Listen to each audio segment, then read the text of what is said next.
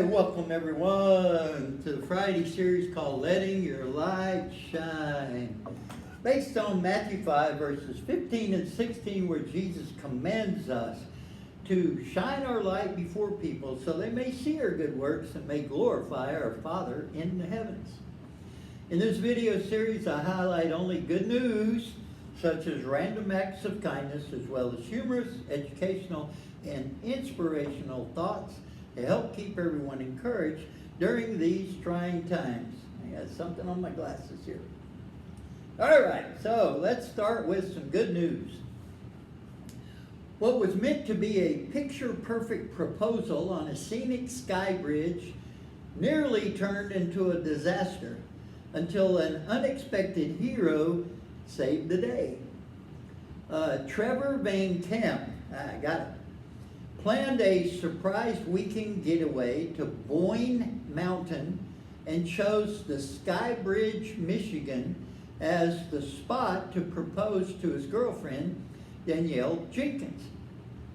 Now, high above the snowy slopes, Trevor dropped to one knee, pulled the ring from its box, and the unthinkable happened. The ring slipped from his fingers, fell through the open grating of the bridge, and dropped 118 feet into the snow below.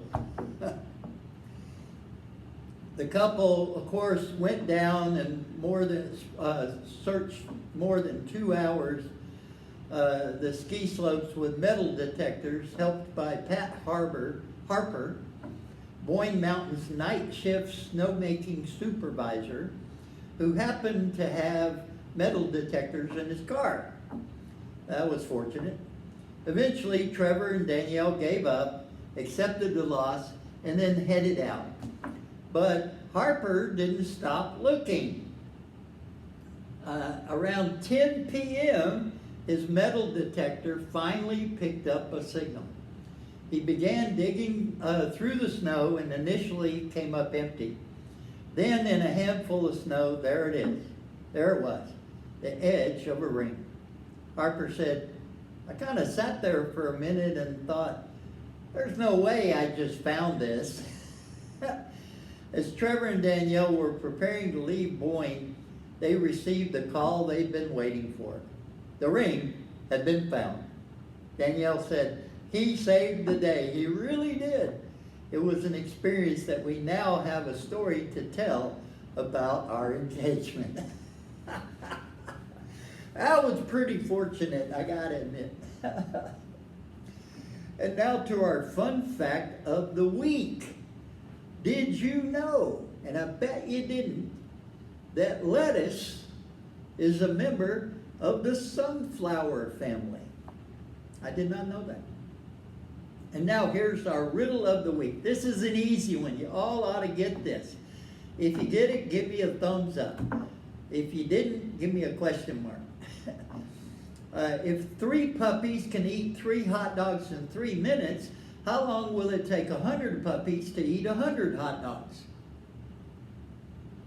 And the answer is 3 minutes. This leads us to our random act of kindness.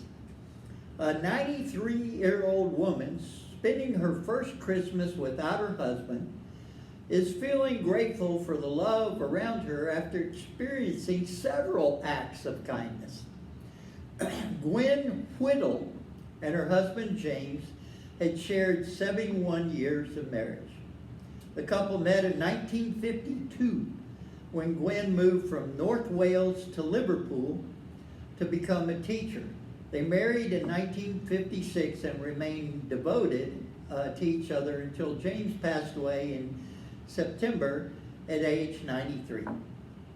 Gwen told the Liverpool Echo, I guess that's the newspaper, he made me laugh. He was still making me laugh until the very end. And one of their favorite traditions was visiting Toby Carvery Restaurant the day after Christmas. And Gwen wasn't ready to give that up, even for her first holiday without it. So Gwen booked a table for one, and brought a photo of herself and James to keep his memory close. She said, "I took a photograph of the two of us in happy times and put it on the table for company so we would be together."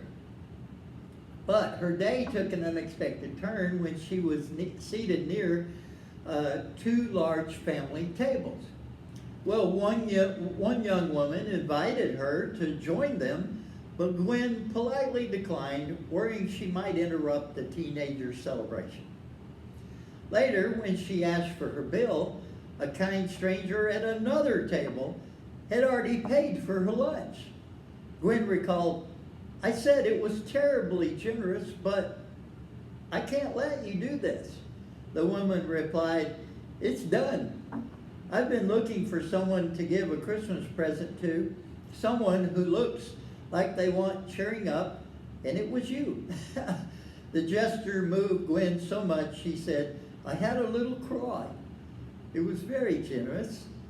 Gwen shared her story with the Liverpool Echo to lift spirits and show how small acts of kindness can make a lonely day feel full of warmth and love. So go do some of that. I love doing that. Except I don't let the person know who did it. I like remaining anonymous. And now here's our 7 inspirational thoughts for the week ahead. One a day.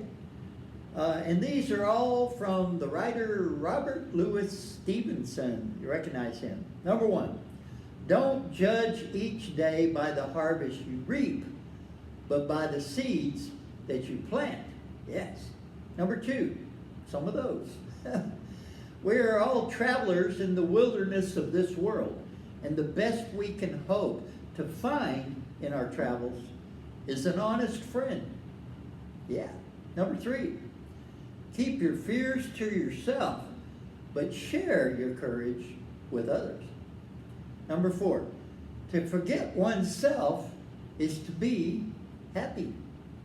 Number 5, a man is a success if he has lived well, laughed often, and loved much. Number 6, you can give without loving, but you can never love without giving. Yeah, ain't that the truth? Finally, number 7, to be what we are and to become what we are capable of being is the only end of life. And that brings us to the best news of all, the good news of Jesus Christ. So here's our Bible verses of the week from Psalm 24, 1 through 2, and Revelation 21, 1 through 3. The earth, Yahweh's, and everything in it, the world and all who live in it. For he has founded it on the seas and has established it on the waters. But in the end, there will be a new heaven and a new earth. For the first heaven and the first earth went away, and the sea is no more. A holy city, a new Jerusalem, coming down out of the heaven from God, having been prepared as a bride, having been adorned for her husband. And I heard a great voice from the throne saying, "Behold, the dwelling place of God is with mankind, and he will dwell with them, and they will be his peoples, and God himself will be with them." I want to thank everyone for watching and remind you to let your light shine in whatever way you can. I hope this series helps everyone stay encouraged at all times. And please join me Sunday morning as we continue our series on the parables of Jesus, and Tuesday afternoon for a Bible study called Talking About Jesus, where we're continuing our series on miracles in Scriptures. I truly hope you'll join us for all of these, and share it with a friend. Tell somebody to watch. I'd really appreciate that. And now, may God bless you and keep you, and may his glorious light shine upon you. Have a great weekend, my friends. See you next time.